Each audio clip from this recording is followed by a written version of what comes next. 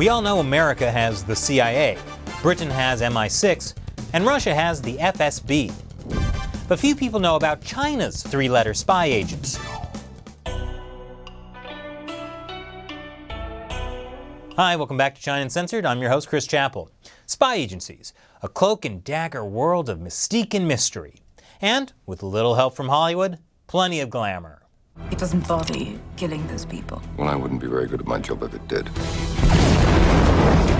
We all know about the spy agencies from Great Britain, and from the US. Or at least we think we do based on totally accurate Hollywood movies. But China's three-letter spy agency may be the espionage world's best-kept secret. It's called the MSS, the Ministry of State Security. But whereas the CIA is restricted to spying outside the US, which it always sticks to, the MSS doesn't have that restriction. It can spy anywhere. Total freedom. For the spies, not for anyone else in China. The MSS made headlines last December after it detained 2 Canadians in China on suspicion of endangering national security. It was a move widely seen as retaliation for Canada's arrest of Huawei's finance chief Meng Wanzhou. Now, for all the secret cloak and dagger stuff that three-letter spy agencies can get up to, some, like the CIA, can be surprisingly transparent.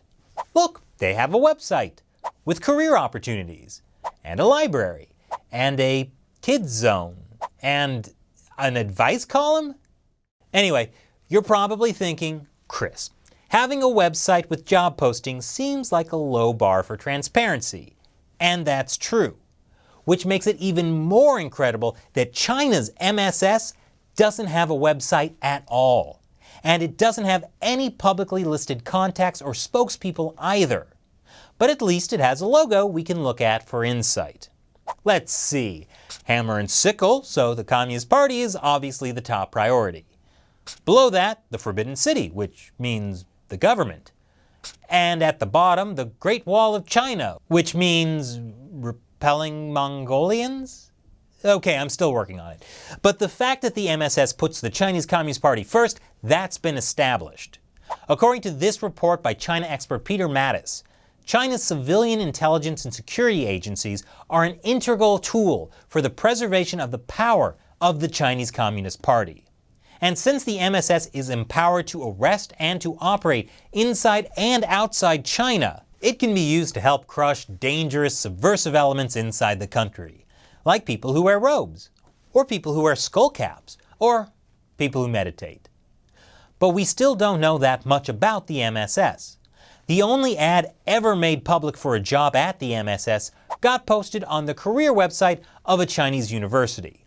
But apparently that was a mistake because it was taken down immediately. If you have good vision, a well-proportioned physique, and are tall enough, the MSS wants you. The post was looking for grad students with foreign language skills, all sorts of foreign language skills, including Uyghur, which is spoken by the Muslim people of China's Xinjiang region. Which, by the way, is absolutely not a foreign language. It's part of Chinese language, since ancient times. Anyway, the MSS wants people who can speak Uyghur, okay? Maybe they'll help with the detention camps in Xinjiang. As 1 million Uyghurs have been locked up there in re-education centers. They grabbed me and led me to another room where they put me into a metal chair-like device. In this metal device, you stand still and cannot move. Your arms are secured by the metal parts and your chest is exposed. After 6 hours in this device, my whole body ached. Standing becomes uncomfortable after 10 minutes. The iron rubs against your skin, and after 6 hours, the pain becomes very strong. Wow, that really makes you think. Why would you need Uyghur language skills to torture people? By the way, the MSS is also looking for people who speak Tibetan, Mongolian, and Kazakh languages. Anyway, another must-have skill in the accidentally posted job ad was specialized knowledge in information security. You know, something that could be put to good use in missions of stealing other countries' state secrets and commercial secrets. Like in the case of 2 alleged MSS spies, Zhu Hua and Zhang Jianguo, who were indicted in December for cybercrimes in the United States. The two alleged spies are accused of computer hacking of a wide range of American government agencies and corporations, including the Navy and NASA. The extent and types of data stolen by the defendants is shocking and outrageous. As the Deputy Attorney General and the Director noted, the defendants are alleged to have been members of a hacking group operating in China called APT-10. As alleged, these defendants engaged in their hacking campaign in association with the Chinese Ministry of State Security. At a 2007 MSS recruiting event at a Chinese university, recruiters said they wanted applicants for jobs that promised lots of travel, tiring work that was mostly not dangerous, and female students were basically not wanted. Another closely guarded MSS secret revealed they're not an equal opportunity employer. Also, with a monthly salary of $600 and having to sign away a fair chunk of your life with a minimum 10-year contract, the pay kinda sucks. But the MSS spying efforts against the U.S. got an even more embarrassing outing when the deputy director of the agency, Yan Junshu, was arrested in Belgium and extradited to the U.S. He now faces charges of stealing trade secrets from American aerospace companies. It was a big deal also because it's the first time ever that a Chinese official was hauled to the U.S. on corporate espionage allegations. According to this article, the MSS deputy director allegedly lured scientists from 3 American aerospace companies to China by inviting them to give talks at a conference. He then allegedly offered them cash for blueprints. But honestly, I'm just distracted by that amazing headline. Oh no, she didn't! Definitely my pick for Best News Headline of the Year. Anyway, former CIA head Michael Hayden describes how this kind of MSS spying works. No one comes up and says, hey, here's $50 million. You want to spy for the Chinese? I mean, you begin a relationship, and then you begin to develop that. I mean, from that, I love your work. Can I read the paper? And then 6 months later, I'm really feeling bad. This has been so wonderful for me. Tell you what, let's establish a consultancy relationship. Let me begin to pay you for what you can see where this is going, right? And speaking of relationships, the MSS is no stranger to that staple of spycraft, the honey trap. They may not have many female agents, but when they do. For example, accused MSS agent Katrina Lung. The FBI code name for her, Parlor Maid.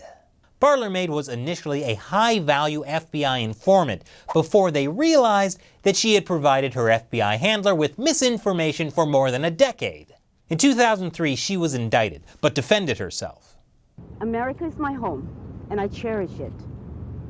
I know we will answer the charges, and that my name will be cleared. Katrina Lung was half right. Her case was initially dismissed on a technicality, but she later pleaded guilty to lesser charges. And the honey trap part? She was a double agent who was sleeping with not one, but 2 of the FBI's top China agents. This is former FBI agent James Smith, one of those top China agents she successfully honey trapped. He was charged with gross negligence for giving her access to classified FBI documents. According to the book Tiger Trap, America's Secret Spy War with China, Smith allegedly had a 20-year-long romantic affair with Parlor Maid and apparently brought sensitive documents to their, meetings.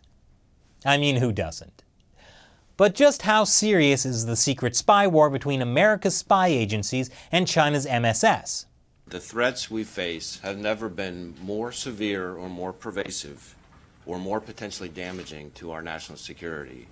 And no country poses a broader, more severe, long-term threat to our nation's economy and cyber infrastructure than China.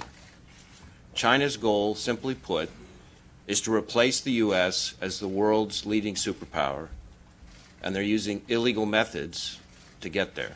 So yeah, you should maybe think twice when a guy from China tells you he really enjoyed your research paper about supersonic engine design and would love for you to come speak at his conference.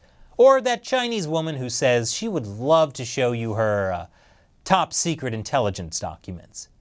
So what do you think about China's secretive spy agency, the MSS? Leave your comments below. Once again, I'm Chris Chappell. See you next time.